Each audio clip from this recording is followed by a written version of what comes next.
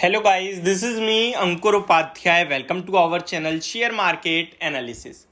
Guys, Hindustan zinc Vedanta की subsidiary company ने dividend announce करा है एंड डिविडेंड जो है मैं आपको ट्रस्ट दिलाऊं तो पूरी साल में आपकी बैंक जितना आपको एफडी रिटर्न्स देती है ना, लगभग 5-5.5-6% एग्जैक्टली उसका डबल है। सिंगल डिविडेंड जो है इंटर्म डिविडेंड कंपनी आज कहीं ना कहीं बोर्ड मीटिंग थी interim dividend pay and company आई है डिविडेंड के साथ और हिंदुस्तान जिंक का प्राइस 271 रुपीज पे आज के सेशन में क्लोजिंग देता हुआ दिखा है एंड आज का हाई 273.15 का है, लगभग डे हाई के पास ही आप बंद हुआ है कह सकते हैं।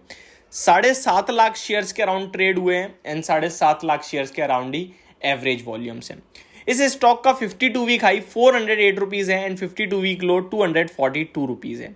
एक साल की बात करें तो लगभग अभी आपको ये स्टॉक 18-19% नेगेटिव ट्रेड करता हुआ दिख रहा है, लेकिन एक साल से इसने होल्ड करा है ना, उसका हिसाब बराबर होने वाला है। मैं आपको बताऊंगा कैसे।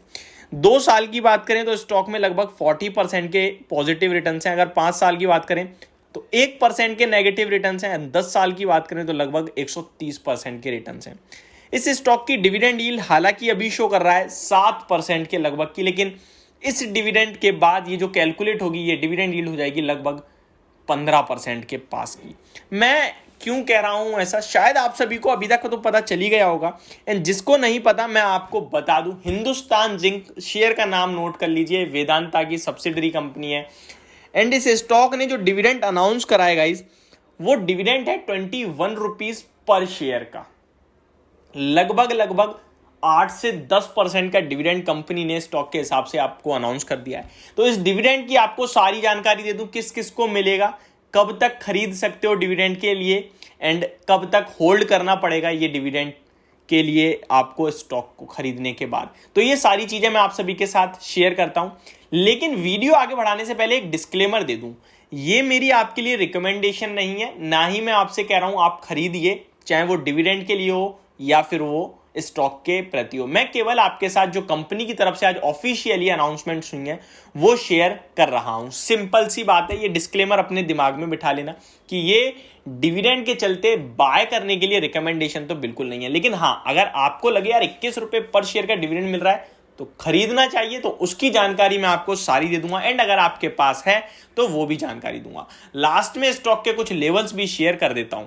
सबसे पहले मैं आपको बताऊं, Company 8th of July 2022 and pursuant to regulation of 30 of listing regulation, we wish to inform you that the board of directors of the company through resolution passed by circulation of Wednesday 13th July 2022 have approved interim dividend of rupees 21 per equity share and 1050% का कहीं ना कहीं ये dividend हो गया on face value of 2 rupees per share for the financial year 2022 to 2023।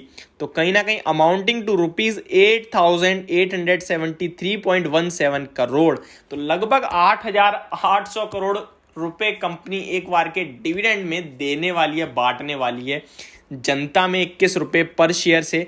अभी details खत्म नहीं हुई, डिटेल ध्यान से सुनिए कृपया करके। द रिकॉर्ड डेट, अब आ रही है detail. The record date for the purpose of payment of income as already communicated is Thursday July 21, यानी कि 21 जुलाई जो है वो रिकॉर्ड डेट है। तो आप अगर 20 जुलाई को खरीदोगे तो आप डिविडेंड के लिए एलिजिबल हो जाओगे क्या? इसका जवाब है नहीं। आपको ये स्टॉक 20 जुलाई से पहले खरीदना होगा, क्योंकि 20 जुलाई स्टॉक के लिए एक्स डेट होगी, यानी कि एक्स डेट के बाद होती है रिकॉर्ड डेट जो कि 21 को है।